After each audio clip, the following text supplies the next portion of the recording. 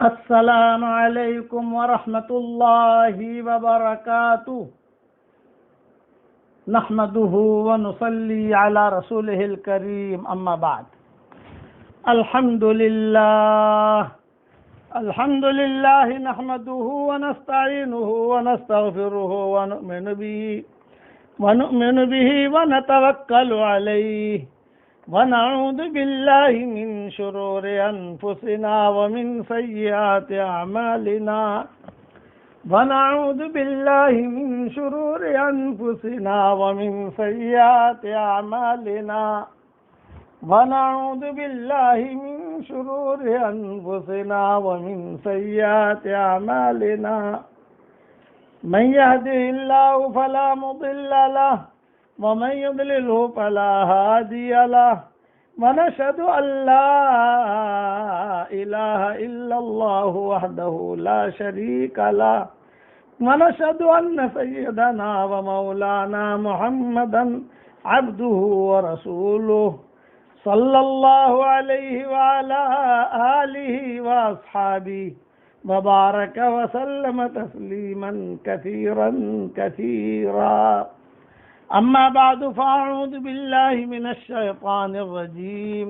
بسم الله الرحمن الرحيم إنا فتحنا لك فتحا مبينا ليغفر لك الله ما تقدم من ذنبك وما تأخر ويتم نعمته عليك ويهديك صراطا مستقيما وَيَنْصُرَكَ اللَّهُ نَصْرًا عَزِيزًا صدق اللہ العظیم۔ قابل احترام مائیں، بہنیں، بیٹیاں، بہوئیں، بچیاں اور جتنے بھی ہمارے بھائی ہیں دنیا بھر میں جہاں بھی آواز پہنچ رہی ہے، سب سے پہلے تو مبارکبادی دیتا ہوں کہ اللہ تعالیٰ نے ہمیں رمضان کے آخری عشرے تک پہنچا دیا۔ سعادت بندی کی چیز ہے۔ ان 10 راتوں میں خوب عبادت کریں، یہ میری نصیحت پر عمل کرنا۔ 10 راتوں میں 10 روپیہ صدقہ کرو، کم سے کم کہہ رہا ہوں $10، $1، $2، تو 10 راتوں میں کوئی نہ کوئی ایک رات تو ٹچ ہو جائے گی شب قدر کی، تو وہ جو ہے سیدھا اس کا ثواب ملے گا۔ کوئی بھی عبادت کرو، اٹھتے بیٹھتے، کھانا پکاتے پکاتے، چائے بناتے بناتے سبحان اللہ کہہ دو، کم سے کم جتنا ہو سکے اتنا، لیٹے بیٹھے اس کے لیے کوئی لمبا چوڑا اہتمام کرنے کی ضرورت نہیں ہے۔ بعض عورتیں جو ہے ایسی سمجھتی ہے کہ ابھی اچھی طریقے سے وضو کرو اور پھر برابر جو ہے پاک صاف تولیے سے منہ صاف کرو اور پھر جو ہے بہت اچھا سا مصلی لو اور مصلی پر بیٹھ کر تسبیح بھی ذرا انگلی پر یوں ہلاؤ اور پھر قرآن شریف کی جو ہے وہ بھی رکھو اور پھر ٹھاٹ کے ساتھ اچھی طریقے سے بیٹھ کر خوشبو لگا کر عبادت کرو تو ہی فرشتے آئیں گے۔ ایسا نہیں ہے، فرشتے اتنے اہتمام کی ان کو ضرورت نہیں پڑتی ہے۔ بے اہتمام کرے آدمی، جتنی طاقت تھی اتنی۔ تھکی ہوئی ہے بچی، تھکی ہوئی ہے ماں، تھکی ہوئی ہے بیٹی، کوئی بات نہیں، لیٹے بھی سبحان اللہ پڑھو گے تو فرشتہ آ جائے گا۔ لیٹے بھی کلمہ پڑھو گے تو فرشتہ آ جائے گا۔ لیٹے بھی جو ہے آپ اپنا کھانا پکاتے بھی، سحری بناتے بھی 10 مرتبہ سورہ اخلاص پڑھو گے تو فرشتہ آ جائے گا۔ فرشتہ تو جو ہے فوراً آ جاتا ہے۔ اور ایک بات میری یاد رکھنا، آج میں نے ویڈیو وائرل کی ہے، اس دنیا میں سب سے زیادہ آسان کام ہمارے روٹھے ہوئے رب کو منانا ہے۔ یہ سب سے آسان ہے، روٹھے ہوئے رب کو منانا بہت آسان۔ تو 10 راتیں شروع ہوئی، اب جو ہے اس میں روٹھے ہوئے رب کو منا دو۔ اور سب سے زیادہ مشکل کام اس دنیا میں کیا ہے؟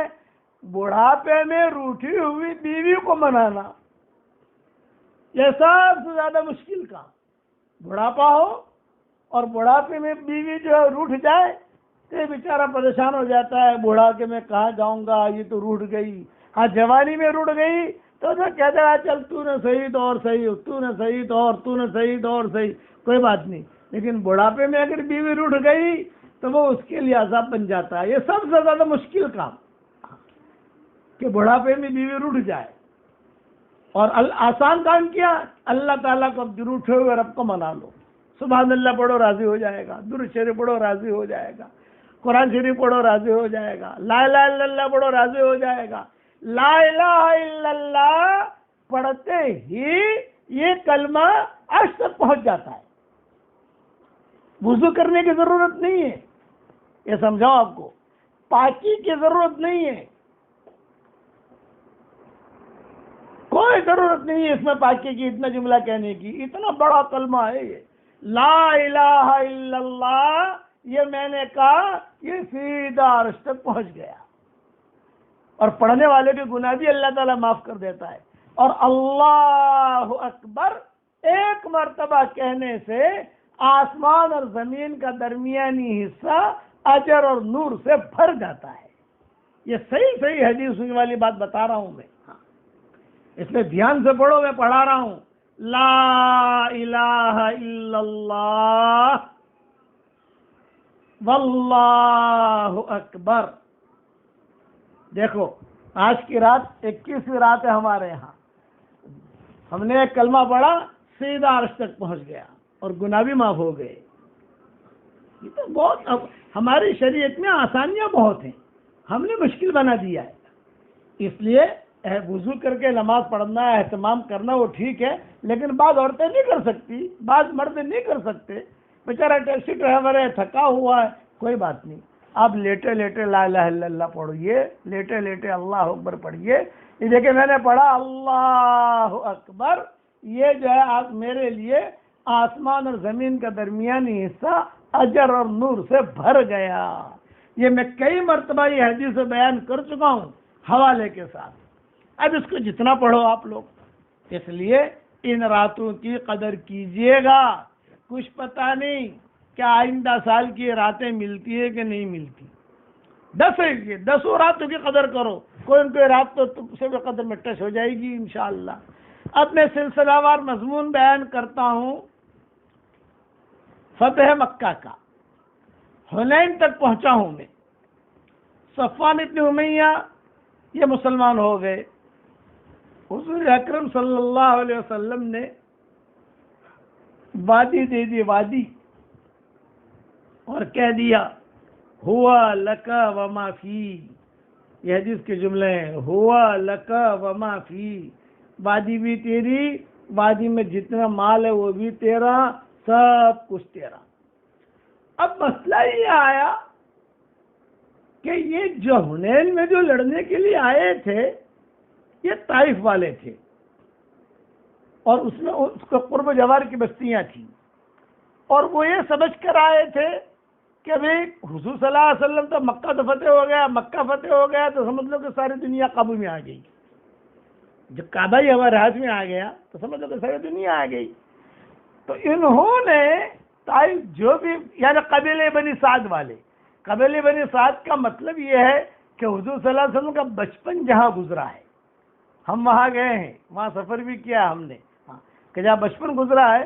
تو وہ لوگ تو مسلمان ہوئے نہیں تھے، طائف والے تو بہت بعد میں مسلمان ہوئے، ان کا قصہ بھی آئے گا انشاءاللہ.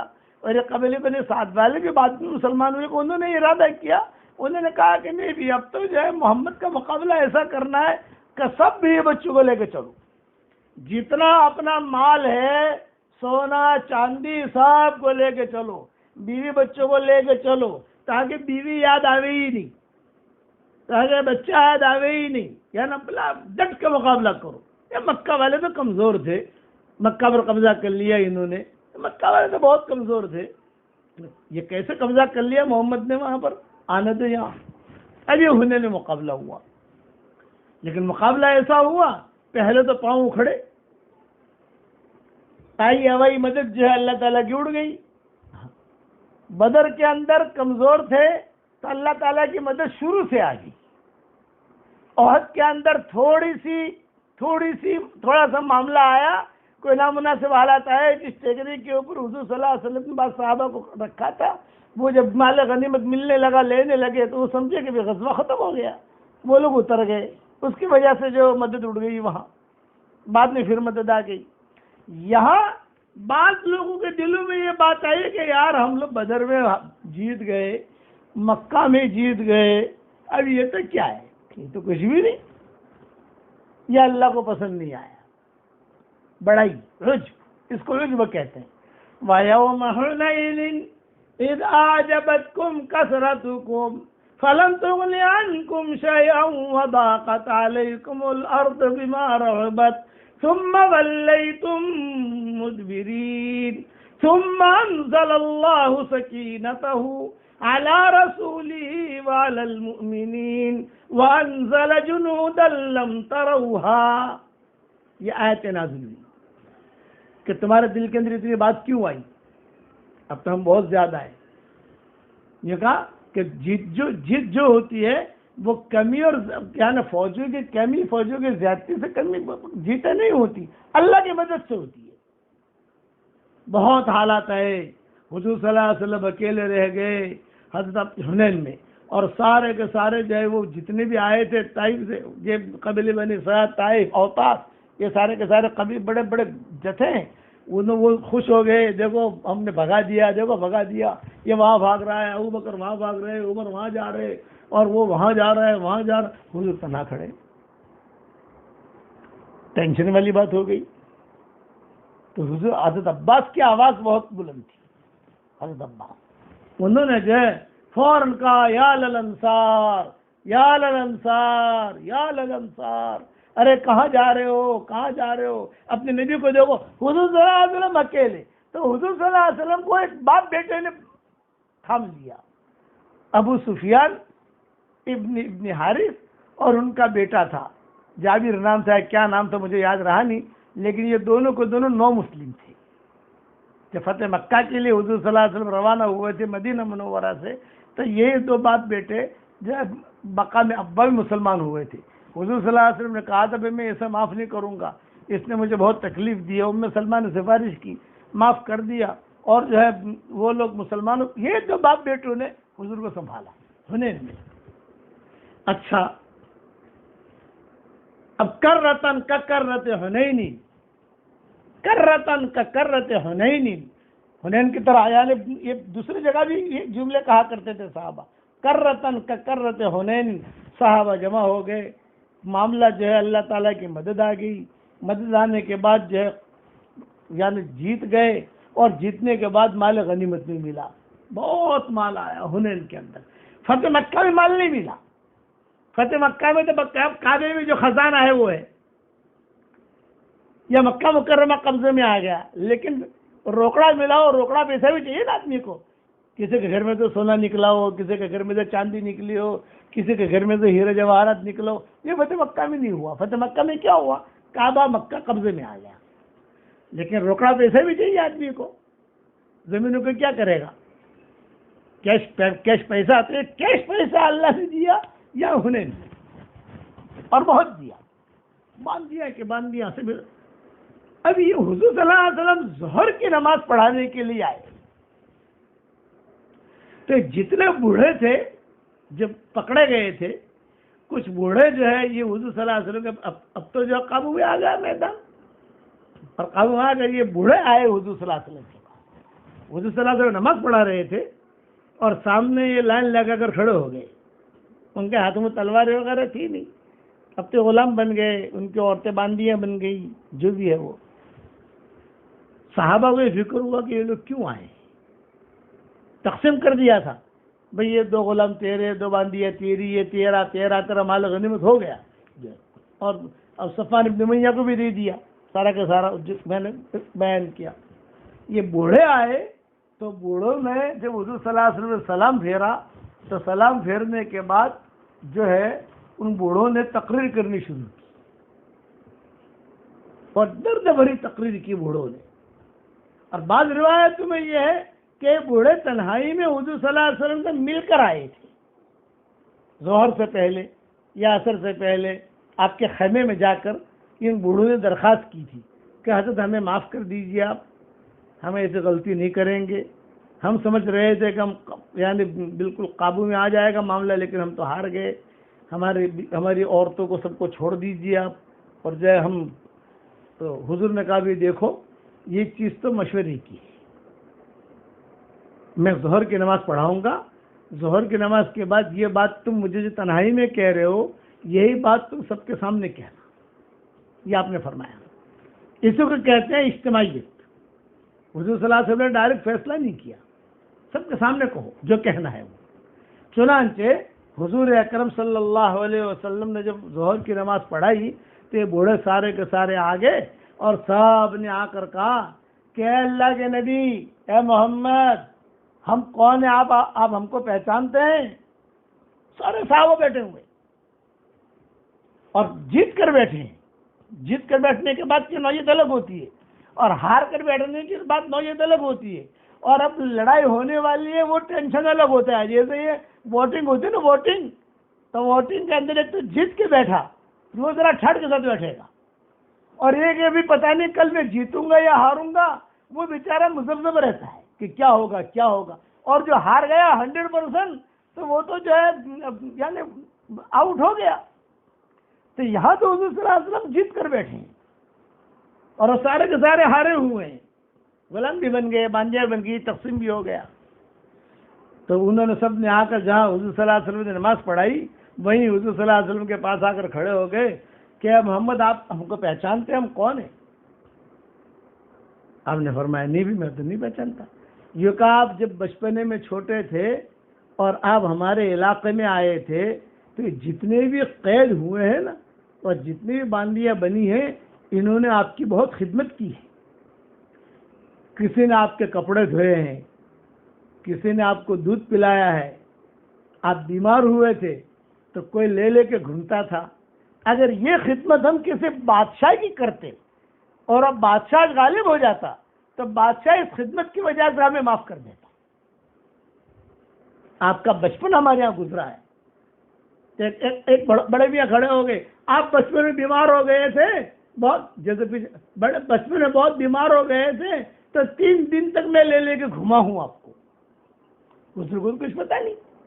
تو دوسرا بڑے میاں کھڑا ہو گیا، یہ کہا کہ آپ کو فلاں تکلیف ہوئی تھی جب حضور صلی اللہ علیہ وسلم کو شق صدر ہوا تھا، اور حضور اکرم صلی اللہ علیہ وسلم ڈر گئے تھے بچپن کے اندر، جو قصہ میں بیان کر چکا ہوں۔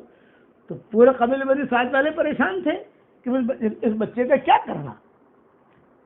تو باریاں بنائی تھی اس وقت میں کہ 5 دن تو سنبھال، 5 دن تو سنبھال، 5 دن تو سنبھال، بچپنے میں حضور کے 5 دن تو سنبھال، 5 دن تو سنبھال، تاکہ حلیمہ تھوڑی سیٹ ہو جائے، اور حلیمہ جب سیٹ ہو جائے گی یعنی ٹھیک ٹھاک ہو جائے گی تو اس بچے کو لے کر مکہ بھیج دیں گے۔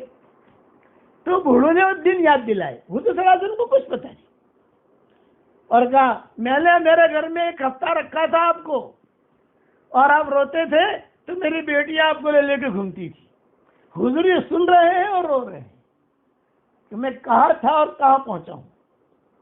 کسی نے کہا آپ کے کپڑے ہم نے دھوئے ہیں، عورتیں بھی تھی باندیاں بنی ہوئی۔ کسی نے کہا، پھر ایک صحابی کھڑے ہوئے۔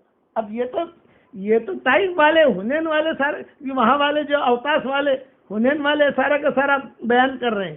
ایک صحابی کھڑے ہوئے، انہوں نے کہا ہاں حضرت، میرے حصے میں جو باندی بن کر آئی ہے، جب میری باندی بنی اور آپ نے مجھے دی اس کو، تو وہ کہتی ہے کہ مجھ پر زیادتی نہ کر، میں تمہارے نبی کی رضائی بہن ہوں۔ یہ کب کہا؟ جب سارے کے سارے طائف والوں نے حضور صلی اللہ علیہ وسلم پر اپنے احسانات گنائے۔ میں نے یہ کیا، کسی نے کہا میں نے 10 دن رکھا، کسی نے کہا میں نے 5 دن رکھا، کسی عورت نے کہا کہ میں تو جو رات پہ جاگتی تھی آپ کی وجہ سے، آپ کے بچپن میں کئی بچہ بیمار ہو جاتا ہے نا، میں لے لے کے گھومتی تھی۔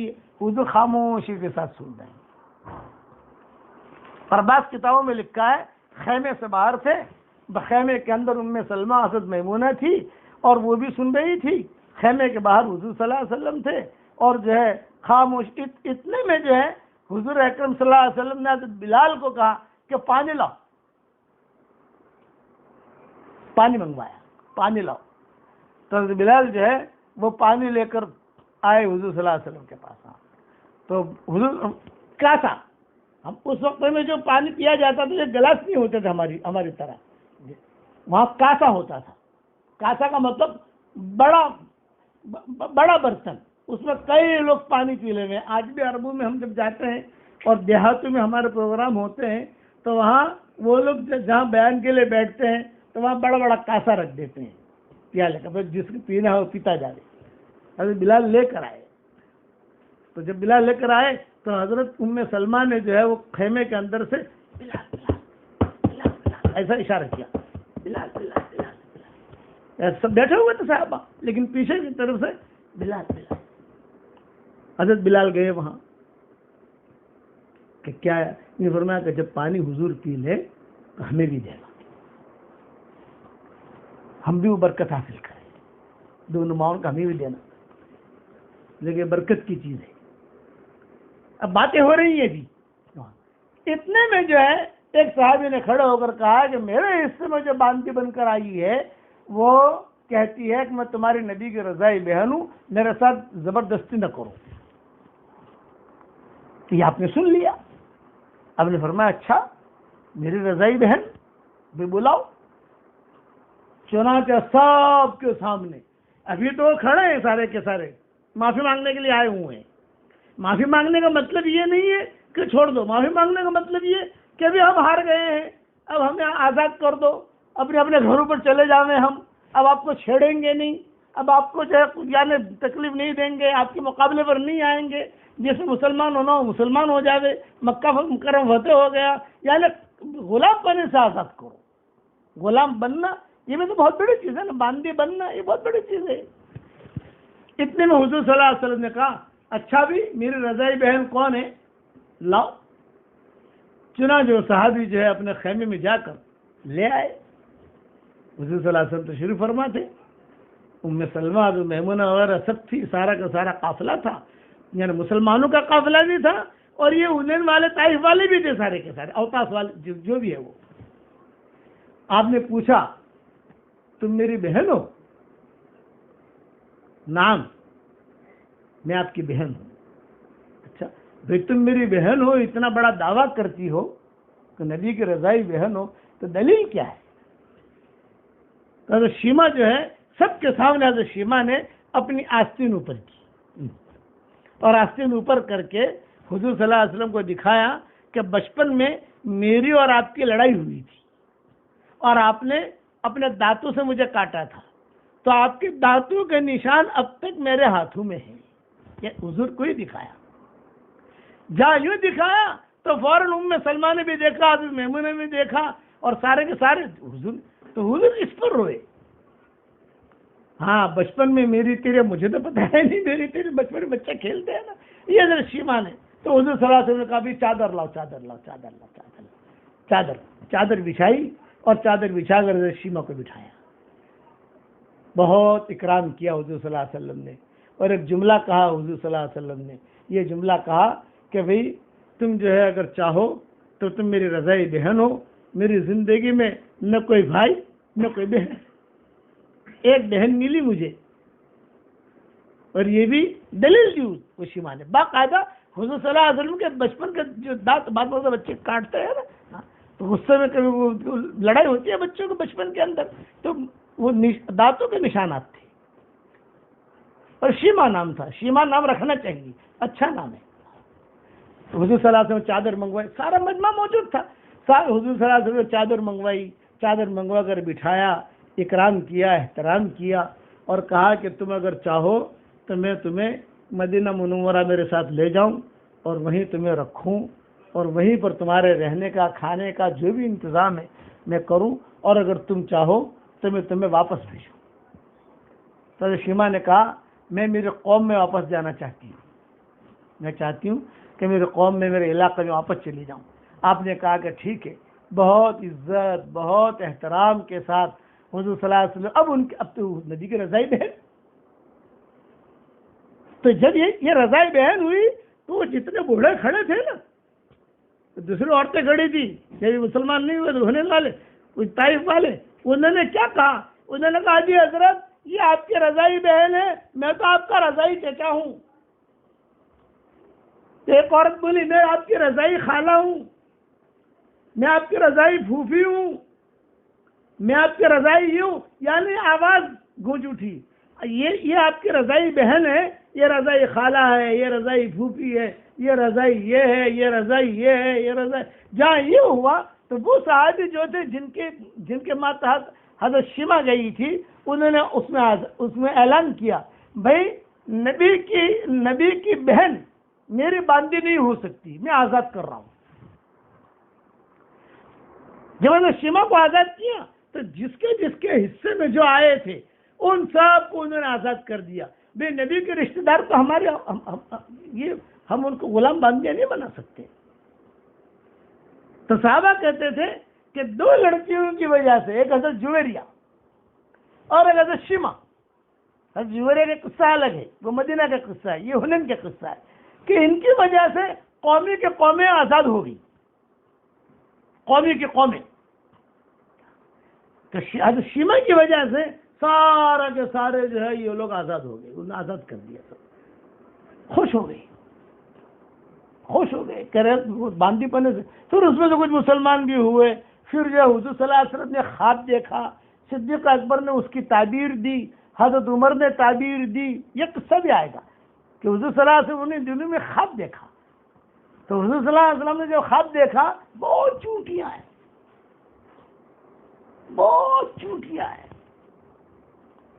آپ نے کہا بھائی بڑا عجیب خواب دیکھا ہے یہ. تو حضرت عمر کو کہا، حضرت عمر نے کہا کہ ہمیں آگے بڑھنا چاہیے، یہ کرنا چاہیے. حضرت عمر جذباتی تھے نا. صدیق اکبر سے پوچھا، صدیق اکبر نے کہا کہ نہیں حضرت، بہت ہو گیا، اب ہم واپس چلیں. یہ صدیق اکبر نے تعبیر دی. یہ قصہ کل بیان کروں گا انشاءاللہ. لیکن یہ کہ حضرت شیما کی وجہ سے پھر حضور صلی اللہ علیہ وسلم نے اپنے پاس میں سلمہ وغیرہ میمونہ وغیرہ سے کہا، بھئی یہ تو میری بہن ہے، جو دینا چاہتی ہو دے دو، جو کچھ کرنا چاہتی ہو کر دو. یعنی تو جس نے جو دینا تھا وہ دیا. پھر وہ حضرت شیما جو ہے یہ روانہ ہوگی. بعض کتابوں میں یہ لکھا ہے کہ اسی وقت میں حضرت حلیمہ سے بھی ملاقات ہوئی، کہ حلیمہ کے پیٹ کی لڑکی تھی حضرت شیما، یعنی انہی کے پیٹ سے پیدا ہوئی تھی. اور حضور صلی اللہ علیہ وسلم نے جو حضور حلیمہ کے پیٹ سے تو نہیں پیدا ہوئے تھے. تو بعد میں حضرت حلیمہ جو ہے وہ بعض کتابوں میں لکھا ہے کہ فتح مکہ میں حلیمہ کی ان کی ملاقات ہوئی، بعد میں ایک حنین میں ہوئی، بعد میں ایک جعرانہ میں ہوئی جب حضور واپس جانے لگے مدینہ منورہ. اب جو ہے یہ مسئلہ تو حل ہو گیا. لیکن حضور اکرم صلی اللہ علیہ وسلم کو ایک بات حضور صلی اللہ علیہ وسلم کہتے تھے حضرت عباس سے، جو میں کہنا بھول گیا ہوں. یہ مضمون پورا کر کے پھر اسی کو میں آگے بڑھاؤں گا انشاءاللہ، کہ عتبہ اور معتب یہ جو ہے ابی لہب کے بیٹے تھے. فتح مکہ کے موقع پر ابو لہب کے دونوں بیٹے عتبہ اور معتب. حضرت عباس رضی اللہ تعالیٰ عنہ سے روایت ہے کہ حضور صلی اللہ علیہ وسلم جب مکہ کو فتح کرنے کے لیے تشریف لائے تو مجھ سے فرمایا، یعنی حضور صلی اللہ علیہ وسلم نے حضرت عباس کو کہا کہ چچا تمہارے دونوں بھتیجے عتبہ اور معتب ابو لہب کے بیٹے کہاں ہیں؟ حالانکہ بہت تکلیف دی ہے عتبہ نے، معتب نے تکلیف دی ہے. ابو لہب کے بیٹوں نے حضور صلی اللہ علیہ وسلم کے بیٹیوں کو طلاق دی تھی، لیکن حضور صلی اللہ علیہ وسلم نے یاد کیا فتح مکہ کے موقع کے اوپر. یہ قصہ کہنا بھول گیا تھا، اس لیے میں اسے پورا کر کے پھر جو ہے انشاءاللہ حنین کا کل لے کے چلوں گا مضمون. تو حضرت عباس خود کہتے ہیں کہ جب مکہ مکرمہ فتح ہو گیا تو حضور صلی اللہ علیہ وسلم نے مجھے کہا، ارے چچا تمہارے دونوں بھتیجے کہاں ہیں؟ حضرت عباس مجھے کون؟ میں کہا عتبہ اور معتب کہاں ہیں؟ تو حضرت عباس نے کہا حضرت میں پورے مجمع میں ان کو دیکھ رہا ہوں لیکن دکھائی نہیں دیتے، میں دیکھ رہا ہوں کہ دو لڑکے کہاں ہیں. چچا ہے نا، ابو لہب تو مارا گیا تھا وہ تو، اور اس کی بیوی ام جمیل جو تھی وہ بھی خطرناک تھی. تبت یدا ابی لہب یہ آیتیں نازل ہوئی، خطرناک عورت تھی وہ. نے فرمایا کہ مجھے دکھائی نہیں دیتے. تو آپ نے فرمایا کہ ڈھونڈو. حضرت کہاں ڈھونڈے؟ نوجوان چھوکرے ہیں، اب پتہ نہیں کہاں چلے گئے. ابو لہب تو مر گیا، وہ بھی مر گیا، سارے کے سارے تو مر گئے جو ہے وہ. آخر وہ کہاں ہے؟ چنانچہ میں نے عرض کیا کہ جو مشرکین قریش بھاگ گئے ہیں انہی کے ساتھ یہ دونوں بھی کہیں دور چلے گئے ہیں. حضور صلی اللہ علیہ وسلم کو یہ کہا حضرت عباس نے، بھاگ گئے تھے نا، اکرمہ بھاگ گئے تھے، صفوان بھاگ گئے تھے، مشرکین مکہ بھاگ گئے تھے، سارے کے سارے دور چلے گئے، تو سہیل ابن عمرو بھاگ گئے تھے، سارے کے سارے جو بعد میں سارے کے سارے آئے گئے.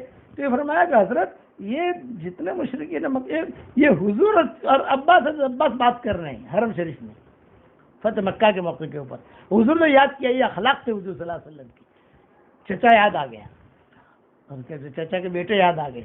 آج تو جو ہے معمولی کچھ ہوتا ہے نا، بھائی یہاں ملا ہے اوپر مت ملنا، تو اب دنیا بھر کی جو ہے اندر قدرتیں رکھتا ہے آدمی، قدرتیں نہ رکھے. لا تجعل فی قلوبنا غلا للذین آمنوا، غل نہیں ہونا چاہیے. چنانچہ حضرت عباس نے کہا کہ حضرت وہ تو جو ہے کہیں بھاگ گئے ہیں. آپ نے فرمایا کہ نہیں چچا، وہ تو میرے بھائی ہیں، میرے قریبی رشتہ دار ہیں، ان کو ڈھونڈو. این آرڈر دیا آپ نے، آپ کوشش کرو. چنانچہ حضرت عباس کہتے ہیں کہ حضور نے جب مجھے حکم دیا تب تو بات بدل گئی. میں نے جو ہے کوشش کی. پہلے تو میں نے ان کے جو مکہ کے جو ان کے دوست تھے، ابو لہب کے جو دوست تھا، اب یہ سب رشتہ داریاں تھی نا، ان سے پوچھا ارے وہ عتبہ مطلب کہاں ہے؟ وہ پتہ نہیں چھپا رہے تھے، پتہ نہیں. ارے بھائی بتاؤ، میں مارنے کے لیے نہیں کہہ رہا ہوں، حضور صلی اللہ علیہ وسلم یاد کر رہے ہیں ان کو. میں نے کہا پتہ نہیں. اچھا لوگ بتاتے کیوں نہیں تھے؟ اس لیے بتاتے نہیں تھے کہ ایک تو ابو لہب نے تکلیف دی ہے، یہ ان کے دونوں بیٹے. پھر انہوں نے حضور صلی اللہ علیہ وسلم کی بیٹیوں کو طلاق دی، پریشان کیا، تو کہیں بدلا نہ لے. حضور صلی اللہ علیہ وسلم حالانکہ ایسا نہیں تھا. حضور صلی اللہ علیہ وسلم نے ضروری قرابت، رشتہ داری، اور پھر یہ کہ میرے سب مسلمان ہو رہے ہیں، یہ کیوں محروم رہے؟ جب فیض میرا عام ہو رہا ہے تو میرے چچا سے بھائی جو ہے کیوں محروم رہے؟ چنانچہ حضرت عباس کہتے ہیں میں تو بہت ڈھونڈا، اس کو پوچھا، لیکن کہیں پر بھی کسی نے مجھے بتایا نہیں. میں خود اپنی عقل سے دوڑا. اور کیسے دوڑا کہ اس کے جو ٹھیے تھے ابو لہب کے، جیسے بعض کی ہوٹلیں ہوتی ہیں، بعض کی جگہ ہوتی ہے، کہاں ملے گا فلاں، یہ کہ فلاں ہوٹل کے پاس بھی ملے گا، وہاں بیٹھا ہوا ملے گا. فلاں کہاں ملے گا؟ ایک مسجد بھی ملے گا. فلاں کہاں ملے گا؟ اس کے بیٹھک وہاں ہے. تو بیٹھک مجھے معلوم تھی ابو لہب کی. میں نے کہا چلو میں اس کی بیٹھک پر جاتا ہوں. عرنا ایک جگہ ہے، آپ کے ارشاد کے مطابق مقام عرنا گیا، وہ اس کی جگہ عرنا. یہ عرنا نام مت رکھنا آپ لوگ، ہاں یہ تو میں حدیثوں کے نام کتابوں میں آئے بتا رہا ہوں. عرنا ایک جگہ کا نام ہے، جیسے ہمارے بھنڈی بازار، مثال دے رہا ہوں کہ ہمارے یہاں بھنڈی بازار ہے، جو کہ یہ سارے کے تو بلاسس روڈ، مورلینڈ روڈ، ایسے علاقہ تھا عرنا. اور وہاں یہ ابو لہب وغیرہ کی ساری بکریاں اور یہ اونٹ وغیرہ رہتے تھے. حضرت عباس کہتے ہیں میں مقام عرنا گیا، اور وہاں جو گیا تو ان دونوں کو پتہ چلا کہ آپ چچا آ رہے ہیں، یہ کچھ مسئلہ ہے. تو دونوں چھپنے لگے. میں نے کہا ارے بچوں گھبراؤ مت، تم گھبراؤ مت، میں تمہیں جو ہے مارنے کے لیے نہیں آیا ہوں، بیٹو گھبراؤ مت، بیٹو. پیار سے قریب کیا، اور قریب کر کے وہاں سے جو ہے ان دونوں کو اپنے ساتھ اور بہت محبت کے ساتھ لایا. حضور صلی اللہ علیہ وسلم کے پاس جب آ کر حضور نے کہا بیٹھو. حضور نے بٹھایا ان دونوں کو. پرانی باتیں یاد نہیں دلائی، میری بیٹی کے ساتھ یہ کیا تھا، تیرے باپ نے یہ کیا تھا، تیری ماں نے یہ کیا تھا، حمالۃ الحطب مشہور قصے ہیں، یہ کیا، یہ کچھ نہیں کہا. حضور نے کہا بیٹھو، پانی لبی پلا دو. یعنی ایسا معاملہ کیا ان کے ساتھ کہ وہ دونوں یہ خوف نکل گیا کہ ہمیں ماریں گے نہیں، ہمارے ساتھ کوئی اور معاملہ ہو رہا ہے، ہمیں ماریں گے نہیں. چنانچہ روایتوں میں ہے کہ حضرت عباس کہتے ہیں میں مقام عرنا گیا اور وہاں سے دونوں کو اپنے ساتھ لایا. آپ صلی اللہ علیہ وسلم نے بہت احترام کے ساتھ ان کے سامنے اسلام پیش کیا. دونوں نے اسی وقت اسلام قبول کر لیا، اور چونکہ بیعت میں شریک نہیں تھے، جو صفا پر بیعت ہوئی تھی وہ تو پہلے دن ہو گئی تھی، یہ تو کئی دن ہو گئے ہیں، بیعت میں شریک نہیں تھے. تو چنانچہ حضور اکرم صلی اللہ علیہ وسلم نے کہا بیعت جو ہوئی تھی مکہ والوں کی، جو مسلمان ہو گئے تھے، تم دونوں شریک نہیں تھے، بھاگ گئے تھے، تو میں چاہتا ہوں کہ تم بیعت بھی کر لو. چنانچہ آپ کے ہاتھ پر بیعت بھی کی. پھر آپ کھڑے ہو گئے اور دونوں کے ہاتھ پکڑے، کیسے شریف میں آتا ہے، مسلمان ہوئے دونوں کو دونوں. اور بیعت کی۔ پھر حدیث شریف میں آتا ہے کہ حضور صلی اللہ علیہ وسلم کھڑے ہو گئے اور دونوں کے ہاتھ پکڑے ہوئے باب کعبہ کے قریب ملتزم پر آئے اور دیر تک دعا مانگتے رہے۔ دونوں کو ملتزم سے چمٹا کر دیر تک حضور دعا مانگتے رہے۔ سارا مجمع دیکھتا رہا کہ ہو یہ کس کے ساتھ معاملہ کر رہے ہیں، عتبہ اور معطل۔ چنانچہ حدیث شریف میں آتا ہے کہ آپ کھڑے ہو گئے اور دونوں کے ہاتھ پکڑے ہوئے باب کعبہ کے قریب ملتزم پر آئے اور دیر تک دعا مانگتے رہے۔ پھر وہاں سے واپس ہوئے اور چہرہ انور پر مسرت کے آثار نمایاں تھے، خوش تھے۔ حضور نے جب دعا مانگی تو خوش تھے۔ حضرت عباس رضی اللہ تعالیٰ عنہ کہتے ہیں میں نے عرض کیا کہ اللہ تعالیٰ آپ کو ہمیشہ مسرور رکھے۔ حضرت عباس سے دعا دی کہ اللہ تعالیٰ آپ کو ہمیشہ مسرور رکھے، میں آپ کے چہرے کو مسرور دیکھ رہا ہوں۔ آپ نے فرمایا ہاں میں نے اپنے پروردگار سے درخواست کی تھی کہ مجھ کو میرے چچا کے دونوں بیٹے عتبہ اور معتب عطا کر دیے جائے، سو اللہ تعالیٰ نے مجھ کو یہ دونوں عطا کر دیے اور میرے لیے ان کو ہبہ کر دیا، اللہ نے مجھے ہدیہ دیا۔ ورنہ ان کا مسلمان ہونا یعنی کوئی اتنا آسان نہیں تھا، ہدیہ دیا، یہ اللہ نے ہبہ کیا۔ یہ حضور اکرم صلی اللہ علیہ وسلم نے حضرت عباس سے کہا کہ جب دعا مانگ کر کافی دیر تک جو ہے دعا مانگتے رہے، جب رخ پھیرا تو بہت خوش، چہرے پر خوشی کے آثار۔ حضرت عباس سے دعا دی کہ بید اللہ وجہک، اللہ آپ کا چہرہ جو ہے سفید رکھے، خوش و خرم رکھے۔ آج آپ کو ایسی خوشی کیوں ہے؟ کیونکہ آپ کو معلوم نہیں تنہائی میں نے ان کے لیے بہت دعا کی کہ اللہ میرے چچا کے بیٹے جو ہے تو مجھے دے دے۔ آج اللہ نے مجھے دے دیے، اللہ تعالیٰ نے ان دونوں کو میرے لیے ہبہ کر دیا۔ یہ ساری کی ساری تفصیل خصائص کبریٰ جلد 1 صفحہ 264 پر موجود ہے، اور باقی بھی کئی کتابوں کے اندر یہ چیزیں موجود ہیں۔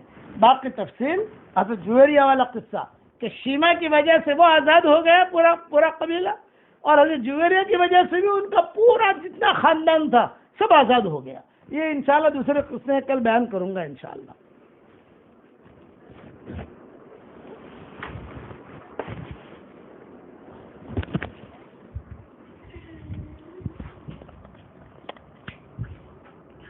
بسم اللہ الرحمن الرحیم۔ ہمارے سامنے مسائل چل رہے تھے مسلم اور غیر مسلم تعلقات کے سلسلے میں، کہ اسلام نے مسلمان اور غیر مسلمان کے درمیان ربط اور تعلق کے کیا کیا مسائل بتائے ہیں۔ چنانچہ کل اس کی تفصیل آ گئی تھی اور تمہید بھی آ گئی تھی۔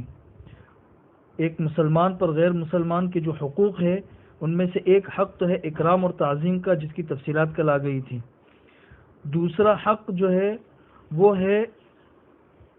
دوسرا جو حق ہے وہ رشتہ داری کا ہے۔ رشتہ داری کی بنیاد پر جس حسن سلوک کی تاکید کی گئی ہے تو اس کا تعلق رشتہ داری پر ہے، مذہب پر نہیں ہے۔ یعنی اگر کوئی تمہارا رشتہ دار ہے تو چاہے وہ کسی بھی مذہب سے تعلق رکھتا ہو، اس کے ساتھ حسن سلوک کی اسلام نے تعلیم دی ہے۔ چنانچہ آپ قرآن کریم کے اوپر غور کرو کہ قرآن کریم میں 12 جگہوں پر رشتہ داروں کے ساتھ حسن سلوک کی تاکید کی گئی ہے۔ اسی طریقے سے حضور اکرم صلی اللہ علیہ وسلم نے احادیث کے اندر مختلف الفاظ سے رشتہ داروں کے ساتھ حسن سلوک کی تلقین کی ہے۔ جس وہ مشہور حدیث ہے کہ جو چاہتا ہے کہ اس کی روزی میں اضافہ ہو اور اس کی عمر میں درازی ہو تو وہ اپنے رشتہ داروں کے ساتھ حسن سلوک کرے۔ اسی طرح دوسری حدیث ہے لیس الواصل بالمکافئ، کہ جو انسان ادلا بدلے کی وجہ سے رشتہ داری نبھانے والا ہو تو وہ اصل رشتہ داری نبھانے والا نہیں ہے۔ رشتہ داری اصل نبھانے والا وہ ہے کہ سامنے والا انسان رشتہ داری نہیں نبھا رہا ہے پھر بھی انسان رشتہ داری نبھاتا ہے۔ تو قرآن کریم میں جہاں جہاں پر رشتہ داروں کے ساتھ حسن سلوک کی تاکید ہے اور احادیث میں جہاں جہاں رشتہ داری کی تاکید ہے وہاں مسلمان اور غیر مسلمان کی کوئی قید نہیں ہے۔ اس عموم سے پتہ چلتا ہے کہ قرآن اور حدیث رشتہ داری کی تلقین اور ترغیب دیتے ہیں، چاہے وہ کسی بھی مذہب سے تعلق رکھتا ہو۔ حضور اکرم صلی اللہ علیہ وسلم نے اپنے عمل کے ذریعے بھی اس کو امت کے سامنے پیش کیا۔ چنانچہ صحابہ کرام میں بہت سے صحابہ ایسے ملتے ہیں جن کے والدین یا والدین میں سے کوئی ایک غیر مسلم تھے، حضور اکرم صلی اللہ علیہ وسلم نے ان کے ساتھ حسن سلوک کی تلقین کی. جیسے حضرت اسماء بنت ابو بکر جو حضرت عائشہ رضی اللہ تعالیٰ عنہ کی بہن تھی، انہوں نے حضور اکرم صلی اللہ علیہ وسلم سے پوچھا کہ حضرت میری والدہ مکہ سے آئی ہوئی ہے اور وہ ابھی اسلام میں نہیں ہے، تو کیا میں ان کو کچھ دے سکتی ہوں، ان کے ساتھ کچھ احسان کر سکتی ہوں؟ حضور اکرم صلی اللہ علیہ وسلم نے ارشاد فرمایا کہ جی ہاں، رشتہ داری کی بنیاد پر آپ ان کے ساتھ میں کچھ بھی حسن سلوک کر سکتی ہیں. اسی طرح حضرت ابوبکر رضی اللہ تعالیٰ عنہ کے والد ابو قحافہ، ان کے ساتھ میں احسان اور حسن سلوک کی حضور اکرم صلی اللہ علیہ وسلم ترغیب دیتے رہے. اسی طریقے سے سعد بن ابی وقاص ہے اور حضرت ابو ہریرہ رضی اللہ تعالیٰ عنہ ہے. ان دونوں کی جو والدہ تھی یہ حضور اکرم صلی اللہ علیہ وسلم کو برا بھلا بھی کہتی تھی. اس کے باوجود حضور اکرم صلی اللہ علیہ وسلم ان دونوں کو ترغیب دیتے تھے کہ وہ ان کے ساتھ میں حسن سلوک کرتے رہے. مدینہ منورہ میں کچھ انصاری صحابی تھے، وہ اپنے غیر مسلم رشتہ داروں کا تعاون کرتے رہتے تھے. ایک مرتبہ انہوں نے اپنے رشتہ داروں سے اسلام لانے کے متعلق کہا تو وہ اسلام لانے کے لیے تیار نہیں ہوئے، تو ان صحابہ نے اپنی امداد روک دی. جب امداد روک دی تو قرآن کریم کی آیت نازل ہوئی کہ لیس علیک ھداھم ولکن اللہ یہدی من یشاء. ان کی ہدایت آپ کے ہاتھ میں نہیں ہے، ان کی ہدایت اللہ تبارک و تعالیٰ کے ہاتھ میں. انہوں نے اپنی امداد پھر سے شروع کر دی. اسی طرح مکہ مکرمہ میں شدید قحط پڑا. مکہ والے چونکہ اکثر حضور کے رشتہ دار تھے تو اس وجہ سے حضور اکرم صلی اللہ علیہ وسلم نے بہت بڑی رقم دے کر مکہ والوں کا تعاون کیا. آج بھی بیان کے اندر بہت سارے قصے آپ لوگوں کے سامنے آئے کہ غیر مسلم رشتہ دار ہیں، ان کے ساتھ میں حضور اکرم صلی اللہ علیہ وسلم نے کیا کیا سلوک کیا. تو یہ دوسرا حق ہے. تیسرا حق ہے پڑوس کی وجہ سے. اگر آپ کا کوئی پڑوسی غیر مسلم ہے تو آپ اس کے ساتھ میں حسن سلوک کریں، یہ اسلام کی ترغیب ہے. پڑوس، قرآن کریم کے اندر 3 قسم کے پڑوسیوں کا ذکر ہے، والجار ذی القربى والجار الجنب والصاحب بالجنب. یہ 3 ایک ساتھ میں بیان کیے ہیں.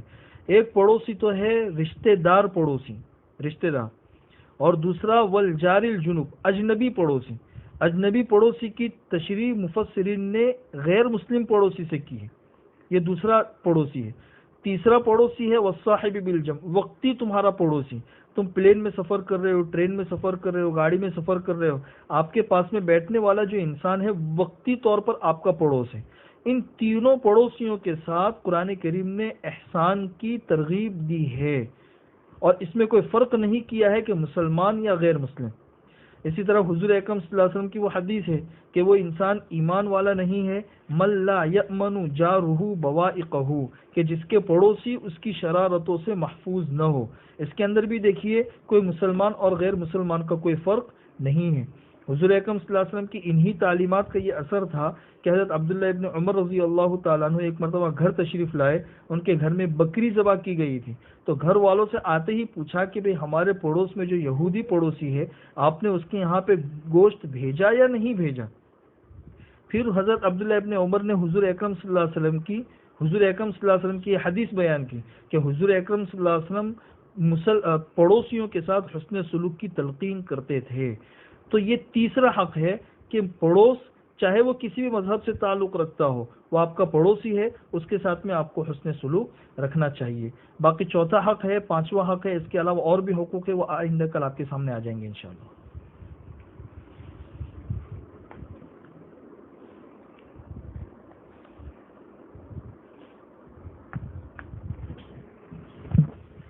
آج آپ لوگوں کو ایک ہدیہ دیتا ہوں، زندگی بھر اس کا معمول بنا لیجئے.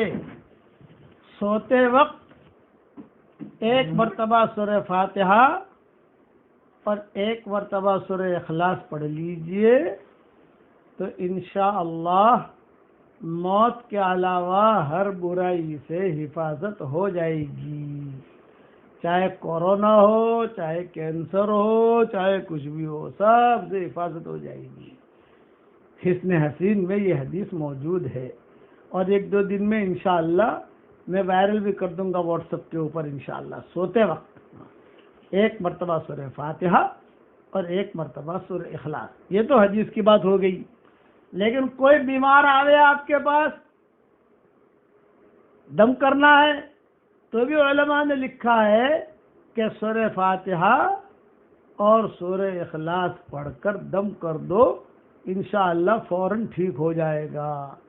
پانی پر دم کر کے دے دیا، اپنے بچے پر دم کر لیا، خدا نخواستہ کوئی ایسا بچہ یہ دم کر دیا، پھر جو علاج کرنا وہ علاج کرو۔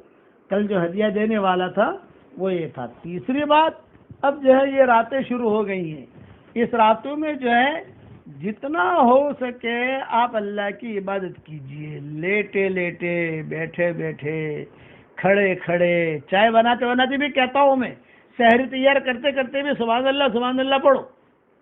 سحری تیار کر رہی ہو نا، سبحان اللہ پڑھو۔ اور ہمارے بھائی جو ہیں اگر کوئی مشغول ہے اپنے کاروباری، بعض لوگ کی تجارتیں رات کو ہوتی ہیں، کوئی مسئلہ نہیں، یعنی یہ راتیں ہماری ضائع نہیں ہونی چاہیے۔ اس رات کی عبادت ایک مرتبہ سبحان اللہ پڑھ لیا تو 83 سال اور 4 مہینہ آپ سبحان اللہ پڑھو، اتنا ثواب ملے گا۔ 10 روپیہ ایک شب قدر میں آپ نے کر لیا تو شب قدر 10 راتوں میں ہی آئے گی نا۔ اسی لیے میں کہتا ہوں کہ 10 راتیں آدمی زندہ رکھے تو شب قدر ٹچ ہو جائے گی انشاءاللہ۔ یہ 10 راتوں میں جو ہے آدمی خوب عبادت کرے تو کوئی رات تو آئی جائے گی، انشاءاللہ ہمیں ثواب ملے گا۔ آپ نے جو ہے 100 مرتبہ سورہ اخلاص پڑھ لیا، میں مثال دے رہا ہوں، تو گویا کہ آپ نے 83 سال 4 مہینہ ایک مرتبہ سورہ اخلاص، یعنی کمپیوٹر آج کل کے جتنے کمپیوٹر ہیں نا وہ بھی تھک جائیں گے، اتنا اللہ تعالیٰ دے گا۔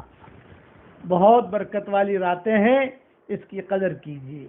اب آج ہمارے یہاں اب جو ہے ہمارے یہاں بھی تاقراتیں شروع ہو گئی، آج کی رات تاقرات ہے، پرسوں پھر تاقرات ہوگی انشاءاللہ، یہ تاقراتیں شروع ہو گئی۔ بس میں تو یہ کہتا ہوں کہ 10 دن کے لیے، 10 راتوں کے لیے اعتکاف میں اگر نہیں بیٹھا، پہلے مسجدیں کھلی تھی اعتکاف میں بیٹھتے تھے، سہولتیں تھی، چلو اب تو مل جاتی ہے، اب مجبوری ہے، کوئی بات نہیں، اب یہاں کریں گے کام انشاءاللہ، گھروں میں دن کا کام کرو۔ ماشاءاللہ ہمارے ہاں بچوں کو ہم دیکھتے ہیں پوری رات ہماری بچیاں جاگتی ہیں ماشاءاللہ، کوئی قرآن پڑھ رہا ہے، کوئی یہ پڑھ رہا ہے، کوئی یہ پڑھ رہا ہے۔ ہاں فجر کی نماز پڑھ کے پھر سو جاؤ، یہ ترتیب بناؤ۔ اللہ تعالیٰ ہم سب کو عمل کرنے کی توفیق عطا فرمائے۔ اللہم صلی علی محمد وعلی آل محمد کما صلیت علی ابراہیم وعلی آل ابراہیم انک حمید مجید۔ اللہم لک الحمد انت قیوم السماوات والارض ومن فیہن، لک الحمد انت نور السماوات والارض ومن فیہن، لک الحمد انک حق ووعدک حق ولقاؤک حق والنبیون حق ومحمد صلی اللہ علیہ وسلم حق والساعة حق والساعة آتية لا ريب فيها۔ اللهم لك الحمد أنت حق من ذكر وأجود من سئل يا سميع الدعاء۔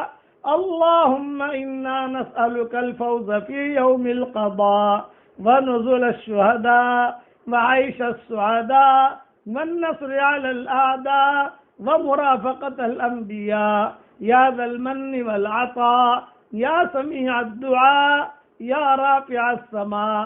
اللهم إنك عفو تحب العفو فاعف عنا۔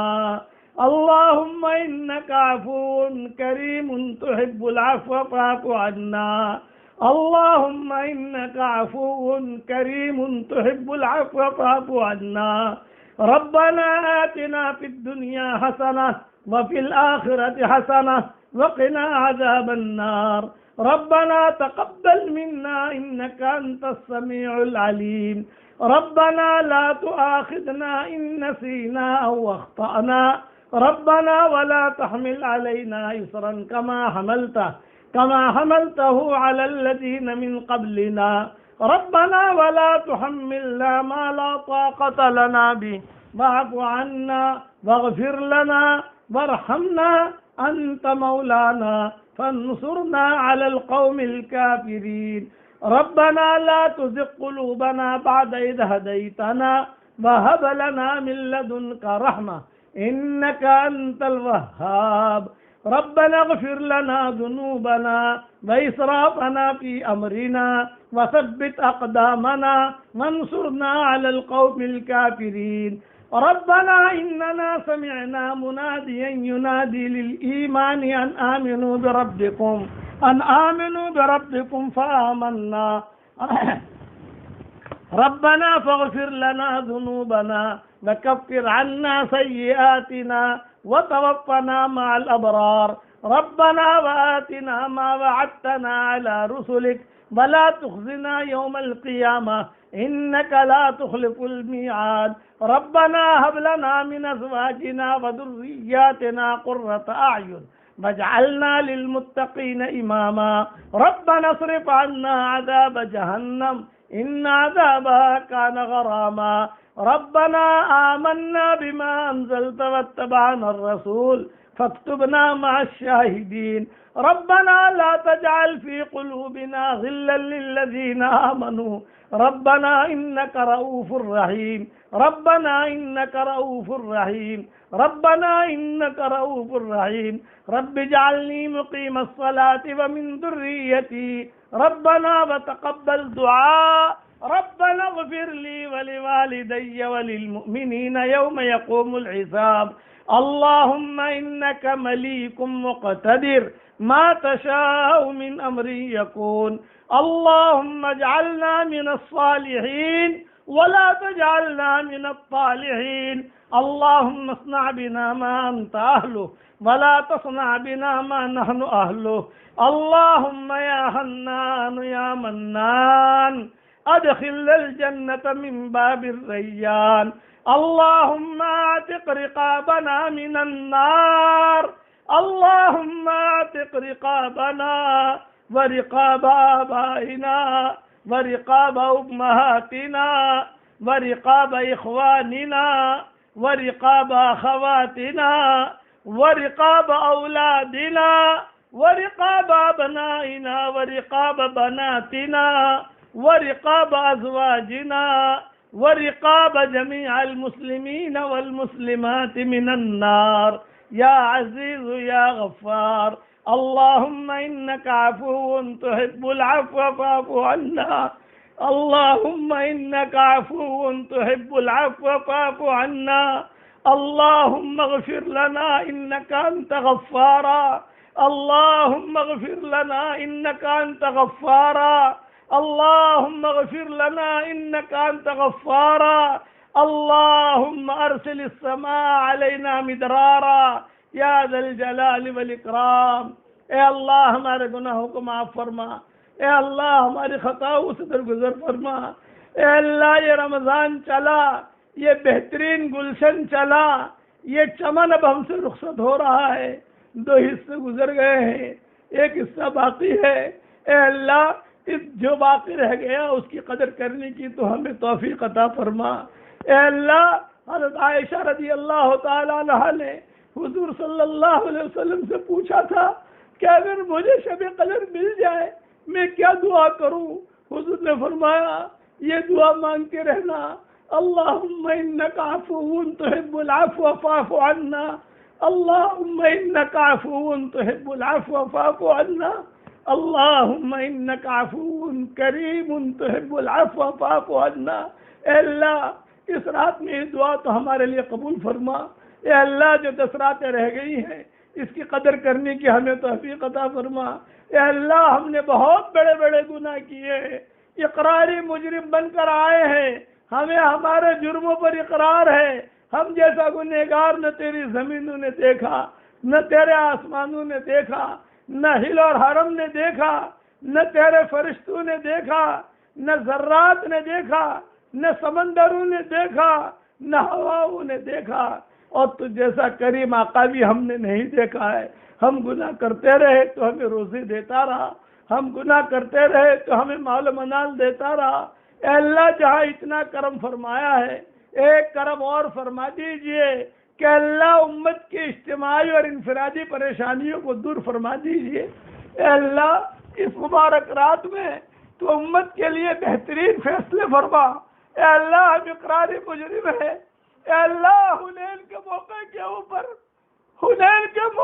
اوپر حضرت شیبہ حضور صلی اللہ علیہ وسلم کی رضائی بہن تھی اس وجہ سے جتنے بھی باندیاں اور غلام بنے تھے سب نے آزاد کر دیا وجہ کیا صرف وجہ ایک یہ تھی کہ اب یہ سارے کے سارے ہمارے نبی کے رضائی بھائی بہن ہیں رضائی پھوپھیاں ہیں رضائی چچیاں ہیں، رضائی ماموں ہیں، انہوں نے حضور صلی اللہ علیہ وسلم کی خدمت کی ہے بچپن میں، اور یہ ہمارے غلام رہے، ہماری باندیاں رہے، یہ ہمیں اچھا نہیں لگتا، سب کو آزاد کر دیا۔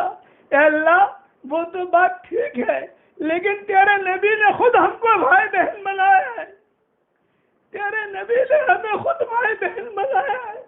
اے اللہ حدیث شریف میں ہم نے قصے پڑھے ہیں کہ حضور صلی اللہ علیہ وسلم کے انتقال سے پہلے حضور نے ابوبکر عمر سے کہا مجھے بقی جانے کی خواہش ہے، میری خواہش ہے کہ احد والوں کے پاس جاؤں۔ چنانچہ احد والوں کے پاس گئے، وہاں جا کر کھڑے رہے، کافی دیر تک جو ہے ان کے لیے دعا کرتے رہے، اور ایک جملہ کہا کچھ دنوں کے بعد میں تمہارے پاس آنے والا ہوں، کچھ دنوں کے بعد میں تمہارے پاس آنے والا ہوں۔ اور حوض کوثر پر جو بھی صحابہ تھے ان سے ہی بات کرتے رہے۔ چنانچہ واپس جب آنے لگے احد سے، حضور صلی اللہ علیہ وسلم نے صحابہ سے کہا میرے بھائی بہن آئیں گے، ان کو میرا سلام کہنا۔ صدیق اکبر یا کسی صحابی نے پوچھا السنا اخوانک یا رسول اللہ، السنا اخوانک یا رسول اللہ، کیا ہم آپ کے بھائی بہن نہیں ہیں؟ آپ نے فرمایا لا، تم میرے بھائی بہن نہیں ہو، بلکہ بل انتم اصحابی، تم میرے صحابہ ہو، میرے بھائی بہن تو وہ ہیں جنہوں نے مجھے دیکھا نہیں ہے اور میری بات پر لبیک کہہ کر کھڑے ہو جاتے ہیں۔ اے اللہ یہ تیرے بھائی، تیرے نبی کے بھائی بہن یہ بہت پریشان ہیں، اے اللہ ان نبی کے بھائی بہنوں کے گردنوں کو جہنم سے آزاد فرما دے۔ اے اللہ ایک شیما کی وجہ سے پورا کا پورا خاندان، پورا کا پورا علاقہ غلام پنے سے آزاد ہو گیا تھا، باندی پنے سے آزاد ہو گیا تھا، چونکہ شیما آپ کی رضائی بہن تھی۔ اے اللہ یہ تو نے جو بھائی بہن، تیرے نبی نے ہمیں بھائی بہن بنایا ہے، اور یہ حدیث صحیح ہے تواتر کے ساتھ۔ اے اللہ تیرے نبی کے بھائی بہن یہ آمین کہہ رہے ہیں، ان کے آمین کے کہنے کو تو قبول فرما۔ اے اللہ نبی کے روحانی بیٹے بیٹیاں بھی ہیں، صحابہ کے روحانی بیٹے بیٹیاں بھی ہیں، اور نبی کے بھائی بہن بھی ہیں، اور دنیا کے اندر تیرے نبی کے بھائی بہن بہت پریشان ہیں۔ اے اللہ اس امت کی اجتماعی اور انفرادی پریشانیوں کو دور فرما، بھٹکے ہوئے آہو کو پھر سوئے حرم لے چل، اس بھٹکے ہوئی امت کو پھر مسجد والا بنا دے، پھر اعمال والا بنا دے، پھر اخلاق والا بنا دے۔ اے اللہ تیرے قرآن سے ہمیں فائدہ اٹھانے کی توفیق عطا فرما۔ اے اللہ ہمیں محروم مت فرما، ان راتوں کے برکتوں سے ہمیں محروم مت فرما، ہماری جھولیوں کو ہدایت سے بھر دے، ہماری جھولیوں کو امن و امان سے بھر دے، ہمارے اس ملک کو تو قبول فرما، امریکہ کے ہدایت کے فیصلے فرما، برادران وطن کے ہدایت کے فیصلے فرما، تیری ہدایت کی چادر کو پھیلا دے، اس مبارک رات تیری ہدایت کے چادر کو پھیلا دے۔ اے اللہ آپ تو اتنے بڑے ہیں، آسمان آپ کی تعریف بیان کرتا ہے، سورج آپ کی تعریف بیان کرتا ہے، چاند اور تارے آپ کی تعریف بیان کرتے ہیں، مچھلیاں آپ کی تعریف بیان کرتی ہیں، تیرا عرش بھی تیری تعریف بیان کرتا ہے، ہر فرشتہ تیری تعریف بیان کرتا ہے۔ تو محیط بے کرا، ہم ذرا سے تو محیط بے کرا، اے اللہ تو بہت زبردست چیز کا مالک ہے۔ اے اللہ ہماری پیشانیوں کی تو نے حفاظت کی ہے، اس طریقے سے اے اللہ ہمارے پورے بدن کی تو حفاظت فرما، کھویا ہوا دین ہمیں واپس دے دے، کھویا ہوا قرآن واپس دے دے، کھوئی ہوئی عزتیں واپس دے دے، کھویا ہوا دعوت کا کام واپس دے دے، ہماری مسجدیں بنے مسجدوں کو کھلوا دے، ہمارے حرمین بنے حرمین کو کھلوا دے۔ اے اللہ مسجدوں کے دروازوں کو کھلوا دے، ہم نے مسجدوں کی قدر نہیں کی، تو نے مسجدوں پر تالے لگا دیے۔ اے اللہ پوری امت کی طرف سے معافی کی بھیک مانگتے ہیں، اس مبارک رات میں مسجدوں کے دروازے عمومی اعتبار سے کھلوا دے۔ گزشتہ رمضان بھی ہمارا گھر میں ہوا، گزشتہ رمضان کی تراویح بھی گھروں میں ہوئی، اور یہ رمضان بھی گھروں میں ہوا۔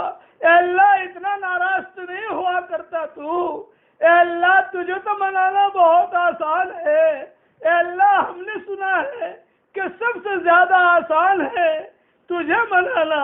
اے اللہ تو اس امت سے روٹھا ہوا ہے، اس مجلس میں فرشتے موجود ہیں، اے فرشتوں ہمارا رب ہم سے روٹھا ہوا ہے، ہمارا روٹھے ہوئے رب کو ہم سے منوا دو، ہمارے روٹھے ہوئے رب کو ہم سے منوا دو۔ اے اللہ فرشتوں کے آمین کو تو قبول فرما، فرشتوں کی سفارش کو تو قبول فرما، تو راضی ہو جا، جو کام کرنے سے تو خوش ہوتا ہو ہم سب کرنے کے لیے تیار ہیں۔ تو کہہ دے مجھے فلاں چیز پسند ہے، اے اللہ ہم نے جو حدیثوں میں پڑھا ہے تجھے جو پسند ہے، سبحان اللہ و بحمدہ سبحان اللہ العظیم حبیبتان الی الرحمن۔ تیرے نبی نے کہا ہے کہ اللہ کو منانا ہو اور اللہ کو خوش کرنا ہو تو اللہ کو یہ کلمے بہت پسند ہیں۔ ہم سارے کے سارے کہہ رہے ہیں سبحان اللہ و بحمدہ سبحان اللہ العظیم سبحان اللہ و بحمدہ سبحان اللہ العظیم۔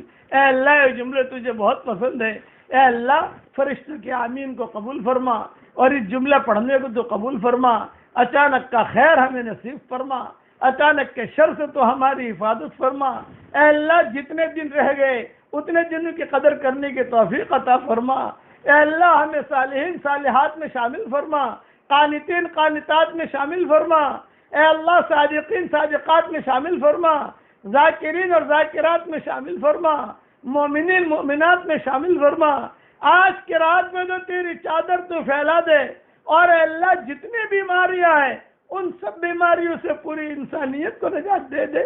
اے اللہ پوری انسانیت پریشان ہے، اے اللہ اپنے عذاب کی چادر کو اٹھا لے اور رحمت کی چادر کو پھیلا دے، چادریں بدل دے۔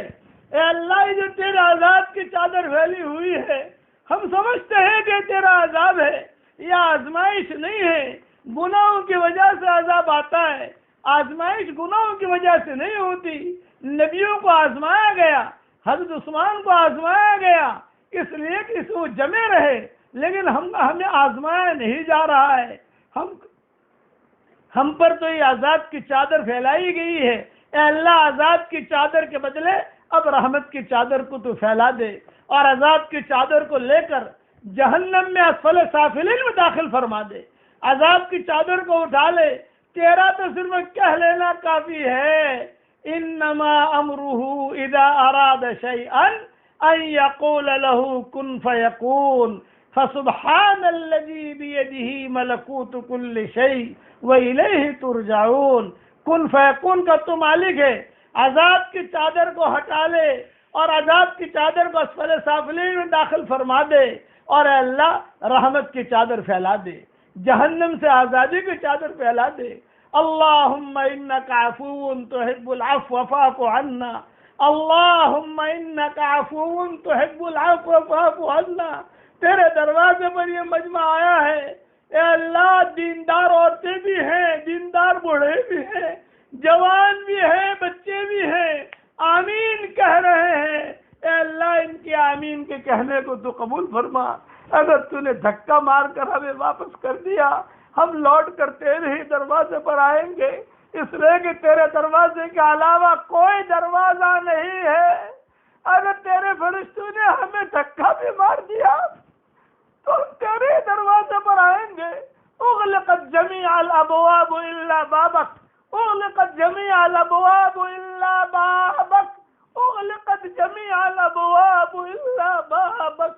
سارے دروازے اے اللہ بند ہو چکے ہیں، صرف تیرا دروازہ کھلا ہوا ہے۔ اگر ہمارے گناہوں کی وجہ سے تو نے دھکا مار دیا تو ہم تیرے ہی دروازے پر آئیں گے، اس لیے کہ ہمیں جو کچھ ملا ہے تجھ سے ملا ہے۔ ہم نے کتابوں میں پڑھا ہے کہ اگر فقیر کسی مالدار کے دروازے پر چلا جائے بھیک مانگے اور مالدار اسے کچھ دے دے، وہ فقیر جب بھی اس دروازے سے گزرے گا تو اس دروازے کو دیکھے گا کہ یہاں سے مجھے ملا ہے۔ اے اللہ ہمیں جو کچھ ملا ہے، قرآن ملا تیرے دروازے سے ملا، نمازی ملی تو نے نماز دی، اسلام دیا تو نے اسلام دیا، مسجد دی تو نے دی، صحت دی تو نے دی، مال دیا تو نے دیا، تیرے راستے میں نکلنے کی توفیق تو نے دی، بیان سننے کی توفیق تو نے دی، سب کچھ تو ہی تو ہے، سب کچھ تو ہی تو ہے۔ اے اللہ اگر آپ نے دھکا مار دیا تو بھی ہم لوٹ کر آپ ہی کے دروازے پر آئیں گے۔ اے اللہ ہمارے پاس کوئی سہارا نہیں ہے، بے سہاروں کے سہارا ہے، کسی کو نماز کا سہارا، کسی کو زکوٰۃ کا سہارا، کسی کو حج اور عمرے کا سہارا، کسی کو قرآن کا سہارا، کسی کو دعوت کے کام کا سہارا۔ ہم تو بے سہارا ہیں اور تو بے سہاراؤں کا سہارا ہے۔ اے اللہ جو عذاب کی چادر دنیا میں پھیلی ہوئی ہے اسے لپیٹ کر اور اچھی طریقے سے پیک کر کے اسفل سافلین میں داخل فرما دے، اور اب رحمت کی چادر کو اس کے بدلے میں دنیا میں پھیلا دے، امن و سکون پھیلا دے، سکون والی چادر دنیا میں آ جائے۔ تیرے نزدیک کوئی مشکل نہیں ہے۔ اے اللہ حضرت محمد صلی اللہ علیہ وسلم نے جتنی خیر کے لان کی دعائیں مانگی ہیں وہ ساری کی ساری ہمارے لیے مقدر فرما۔ جن شرور سے پناہ چاہی ہو ان شرور سے عافیت سے تو ہماری حفاظت فرما۔ اے اللہ ہمارے ماں باپ کی قدر کرنے کی توفیق عطا فرما۔ یہ مجمع جو آمین کہہ رہا ہے، کسی کے باپ کا انتقال ہو چکا ہے، کسی کی ماں کا انتقال ہو چکا ہے، کسی کے ماں اور باپ دونوں کا انتقال ہو چکا ہے، وہ قبروں میں انتظار کر رہے ہیں کہ اے اللہ ان کے لیے بھی کوئی دعا کرتا ہے کہ نہیں کرتا۔ اے اللہ ان کی ہڈی ہڈی کو جنت نصیب فرما، اور جو زندہ ہے ان کی قدر کرنے کی توفیق عطا فرما۔ ماں باپ نے ہماری بڑی خدمت کی ہے۔ بچپن میں ہم بیمار ہوتے تھے، وہ ساری رات ماں باپ سوتے نہیں تھے کیونکہ بچے کو بخار آیا ہے، پوچھتے تھے بخار اترا کہ نہیں اترا۔ اے اللہ اگر ہم کسی وجہ سے کھاتے نہیں تھے تو ماں باپ بھی نہیں کھاتے تھے۔ اے اللہ اب ہم ان کا کیا کر سکتے ہیں؟ ایک جملہ کہتے ہیں جو تو نے ہمیں سکھایا ہے، رب ارحمہما کما ربیانی صغیرا، رب ارحمہما کما ربیانی صغیرا، رب ارحمہما کما ربیانی صغیرا۔ اے اللہ جو چلے گئے ان کی قبروں کو تو نور سے منور فرما، اور جو زندہ ہے ان کی قدر کرنے کی توفیق عطا فرما۔ اے اللہ اچانک کا خیر ہمیں نصیب فرما، اچانک کے شر سے تو ہماری حفاظت فرما۔ ہمارا کھویا ہوا دین ہمیں واپس دے دے، اور کھویا ہوا دعوت و تبلیغ کا کام واپس دے دے۔ اے اللہ بھٹکے ہوئے آہو کو پھر سوئے حرم لے چل، اس شہر کا خوگر کو پھر وسعت صحرا دے۔ اے اللہ فضل کرے تو چھٹیاں، اور اگر عدل کرے تو لٹیاں۔ ہمارے ساتھ فضل کا معاملہ فرمانا، ہمارے ساتھ عدل اور انصاف کا معاملہ نہ فرمانا۔ اگر تو نے انصاف کا معاملہ کیا ہمارے بیڑے غرق ہو جائیں گے، اور فضل کا معاملہ کیا ہمارے بیڑے پار ہو جائیں گے۔ جو بھی آمین کہہ رہا ہے، جو بھی آمین کہہ رہی ہے، ان کے آمین کے کہنے کو قبول فرما، اور اس رات میں تو ہمیں خالی ہاتھ واپس نہ لوٹا۔ یہ رات تیری ہے، فرشتے موجود ہیں، یہ ساری کی ساری راتیں تیری ہیں، اور تو نے بڑی راتیں بنائی ہیں۔ تو نے قرآن کو رات میں نازل کیا ہے، اِنَّا أَنزَلْنَاهُ فِي لَيْلَةِ الْقَدْرِ وَمَا أَدْرَاكَ مَا لَيْلَةُ الْقَدْرِ۔ ليلۃ القدر میں تو نے قرآن کو نازل کیا ہے، یاد رحمت کے لیے تو نے قرآن کو نازل کیا ہے۔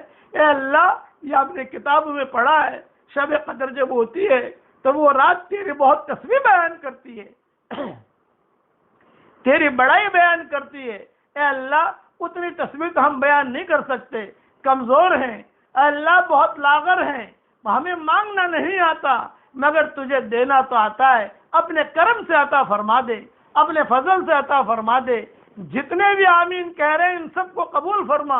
اے اللہ جس نے بھی ہم سے دعاؤں کے لیے کہا ہو، دعاؤں کے لیے خطوط میں لکھا ہو، جن کا ہم پر کسی قسم کا حق اور احسان ہو، یا جو ہمیں اپنی دعاؤں میں یاد کرتے رہتے ہوں، یا مائیں بہنیں ہمیں اپنی دعاؤں میں یاد کرتی رہتی ہوں، ہماری ساری دعاؤں میں ان کا پورا پورا حصہ نصیب فرما۔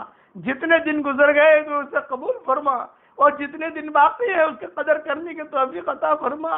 کچھ پتہ نہیں آئندہ سال کا یہ چمن ملتا ہے کہ نہیں ملتا، جتنے آمین کہہ رہے ہیں کچھ پتہ نہیں آئندہ سال ہم زمین کے اوپر ہوتے ہیں یا زمین کے نیچے ہوتے ہیں، یہ تو ہم نہیں کہہ سکتے۔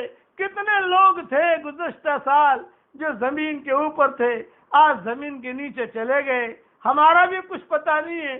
کون سی گلی میں انسان کی زندگی کی شام ہو جاتی ہے ہم نہیں جانتے، ہم تو تجھے اتنا کہتے ہیں ان راتوں میں جو خیریں تو اتارتا ہے اس میں ہمارا پورا حصہ عطا فرما، اور جو شر اور برائی اتارتا ہے اس سے تو ہم سب کی پوری پوری حفاظت فرما۔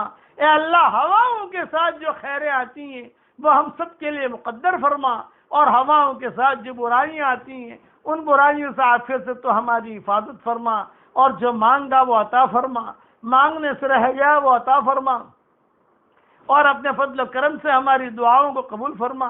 جو بیمار ہوں، آئی سی یو میں ہوں، ان کو شفا عطا فرما۔ اے اللہ، جن کے لڑکے لڑکیاں شادی کے لائق ہوں، غیر شادی شدہ ہوں، بہترین جوڑوں کا انتظام فرما، اور اے اللہ جو بے اولاد ہوں، نیک صالح اولاد انہیں نصیب فرما۔ جن کے اولاد تو ہے مگر نافرمان ہیں، ان کے نافرمان اولاد کو تو فرما بردار بنا دے۔ اے اللہ، اپنے فضل و کرم سے ہماری ساری دعاؤں کو قبول فرما۔ ان اللہ و ملائکتہ یصلون علی النبی یا ایھا الذین آمنوا صلوا علیہ وسلموا تسلیما۔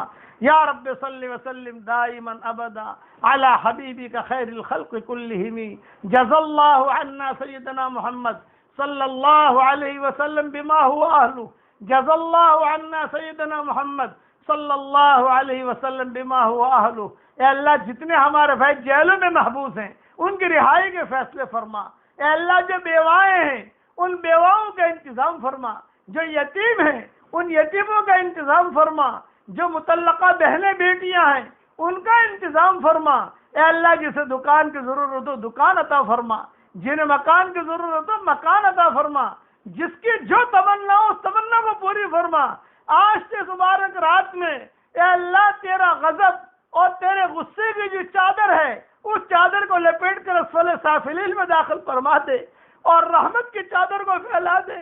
امتحان بہت ہو گیا، اب ہم کسی امتحان کے لائق نہیں ہیں، کسی آزمائش کے لائق نہیں ہیں۔